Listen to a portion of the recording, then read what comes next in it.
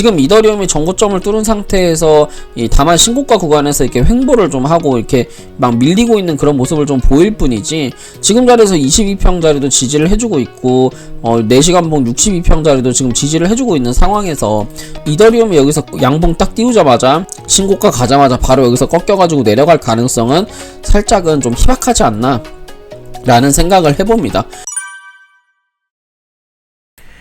안녕하세요 구독자분들, 반갑습니다. 현재시간 8월 26일 오후 1시 30분 지나고 있고요.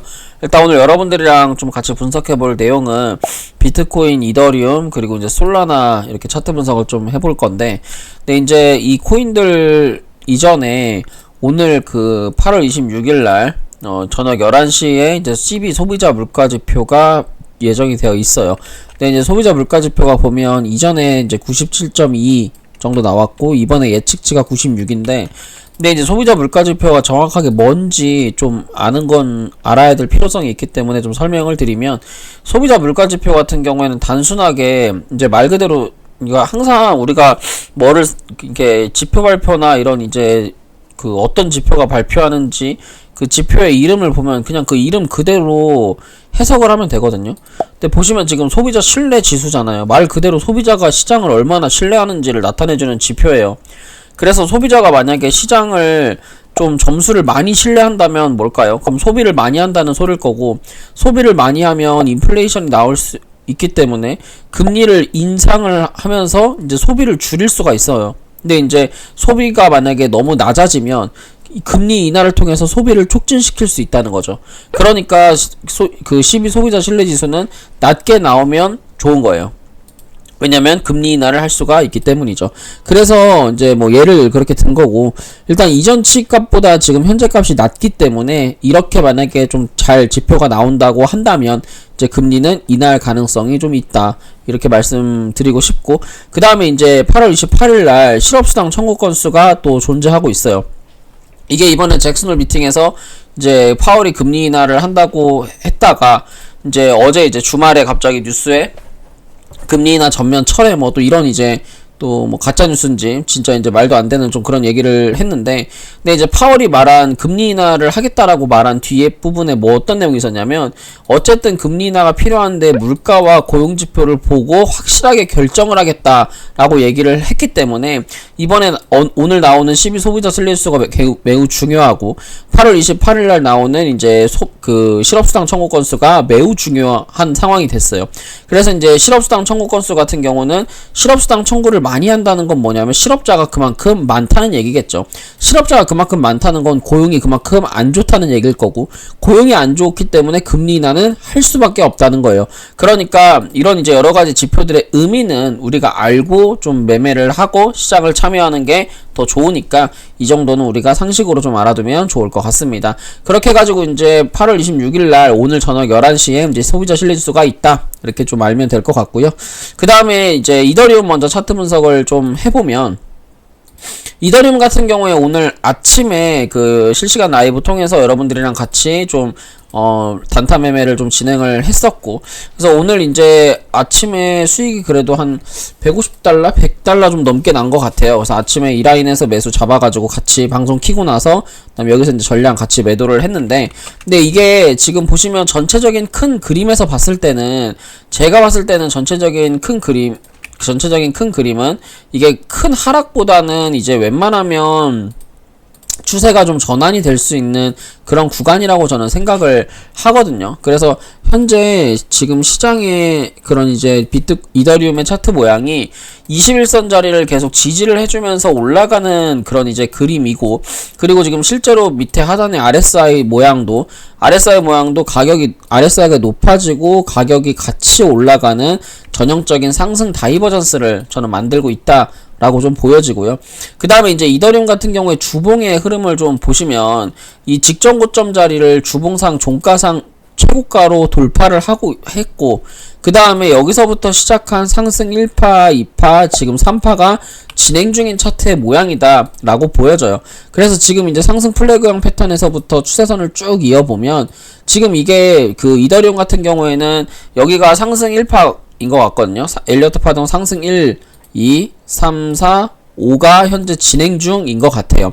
그래서 현재 어떠한 흐름을 보더라도 이더리움 같은 경우는 주봉상의 전고점을 돌파해서 다시 한번 5,300포인트, 5,300달러 그리고 이게 피보나치 비율로 2.618짜리까지는 저는 갈 수 있다고 보여지기 때문에 지금 이더리움이 전고점을 뚫은 상태에서 다만 신고가 구간에서 이렇게 횡보를 좀 하고 이렇게 막 밀리고 있는 그런 모습을 좀 보일 뿐이지, 지금 자리에서 22평 자리도 지지를 해주고 있고 4시간봉 62평 자리도 지금 지지를 해주고 있는 상황에서 이더리움이 여기서 양봉 딱 띄우자마자 신고가 가자마자 바로 여기서 꺾여가지고 내려갈 가능성은 살짝은 좀 희박하지 않나 라는 생각을 해봅니다.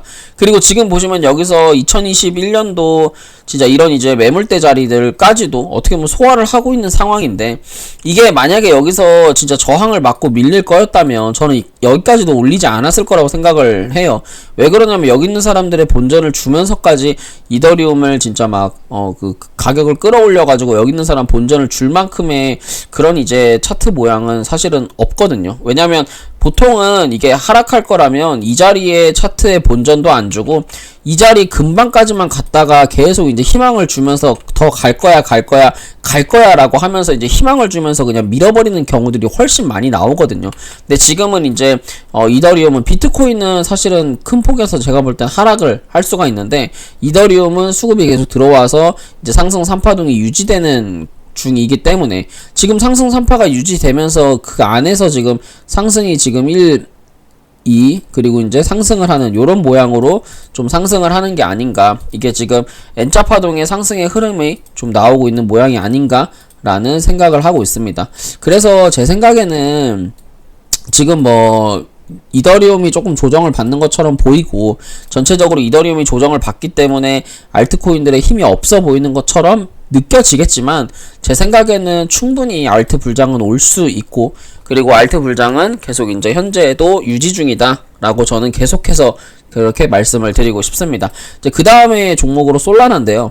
이게 어쨌든 이더리움과 더불어서 솔라나라고 하는 코인도 크게 상승을 하는 모습을 보여줘야지만 알트코인들, 특히 밈코인들이 강하게 상승을 할 수 있어요. 근데 하지만 지금 자리에서 이더리움의 상승폭보다 큰 폭으로 상승하지 못하고 있는 상황이고, 그리고 지금 주봉에서 보시면 여기서 RSI가 데드크로스가 나오면서 약간의 지금 저항을 좀 맞아 있는 상태인데, 사실 패턴만 보면 됩니다. 지금 솔라나 같은 경우에 저점이 높아지고 고점을 이렇게 수렴을 하는 상승 삼각 수렴의 패턴이기 때문에 지금 자리에서 보통 상승 삼각 수렴이 나온다면 상승 삼각 수렴의 끝자락에서 그 상승을 돌파하는 모양은 여기서부터 요런 식의 추세 이후에 강하게 발산을 하는 영역을 좀 보여줍니다. 그래서 이 상승 삼각 수렴의 패턴 같은 경우는 보통 여기서 이 상승한 만큼, 이 1번이 나온 상승한 만큼의 추가적인 상승이 나올 수 있기 때문에 솔라나가 어디서 눌려서 반등이 나올진 모르겠지만 최소 250달러까지는 이제 솔라나 같은 차트도 솔라나의 고점은 열려있다 라고 이렇게 말씀을 드리고 싶어요. 그래서 솔라나 같은 경우도 지금 전체적으로 주봉과 월봉의 흐름을 보시면 지금 월봉 같은 경우도 시세 내고 나서 21선 자리를 지지하면서 가고 있는 차트라서 추가 상승 가능한 모양이고, 주봉 같은 경우도 상승 삼각 수렴의 모양으로 지금 주가가 이렇게 지금 상승 플래그형 패턴, 그리고 상승 삼각 수렴의 이런 패턴으로 주가가 상승할 수 있는 이런 모양을 좀 만들어주고 있고요. 근데 이제 여러분들 중에서 제가 이제 말씀드렸던 거를, 제가 말씀드린 분석이나 제가 말씀드리는 이런 강의들을 좀 많이 오래 들어보신 분들은 그런 말씀을 또 하실 거예요. 근데 레고님, 상승 삼각 수렴이 나오면 거의 80% 이상은 하락한다고 하지 않았나요? 라고 이제 물어보시는 분이 있을 건데, 그건 맞아요. 제가 여러분들한테 항상 말씀드리는 게, 보통 이제 그 패턴이 여러 가지가 있잖아요. 이런 상승 삼각 수렴, 하락 삼각 수렴, 그 다음에 중심 수렴이 있는데, 보통 이제 하락 삼각 수렴의 80%는 돌파한다는 전제 하에 강한 급등이 나올 수 있고, 중심 수렴 같은 경우에는 위아래 수렴이 끝나는 지점에서 발산이 되는 영역에서 확률이 5대5입니다. 근데 이제 상승 삼각 수렴 같은 경우는 하락을 하는 비율이 80%가 넘는데, 보통 이런 상승 삼각 수렴, 그리고 앞에 매물대를 쌓아놓은 상태에서 이 위에 매물대가 있는 상태에서의 상승 삼각 수렴은, 이거는 이 매물대를 한번 확인을 하러 올라갔다 주가가 떨어질 가능성이 높아요. 떨어지더라도. 그렇기 때문에 솔라나 같은 경우에 크게 여러분들이 171달러만 이탈되지 않으면 이제 솔라나는 충분히 이 위에 있는 230원, 230달러, 240달러 매물대까지도 확인하러 올라갈 수가 있다라고 생각하시면 될 것 같습니다. 그 다음 마지막으로 이제 비트코인 차트 분석을 좀 해보면, 비트코인 같은 경우에는 이제 계속 똑같은 생각을 좀 하고 있습니다.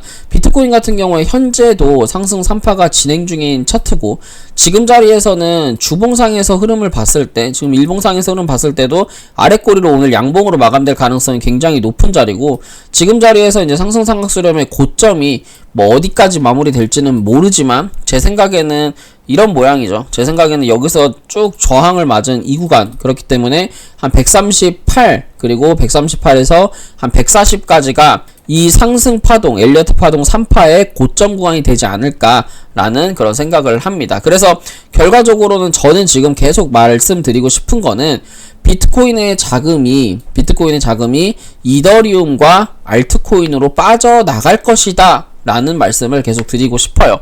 그렇기 때문에 우리가 매매를 함에 있어서 전혀 문제가 되지 않고, 우리가 이제 뭐 선물 트레이딩도 그렇고 현물 트레이딩도 그렇고 번갈아 가면서 잘 진짜 매매를 하면서 진짜 이런 불장을 좀 기다려보자 라는 말씀을 드리고 싶습니다. 제가 오늘 준비한 내용 여기까지고요. 도움이 되셨다면 구독과 좋아요, 알람 설정 부탁드릴게요. 감사합니다.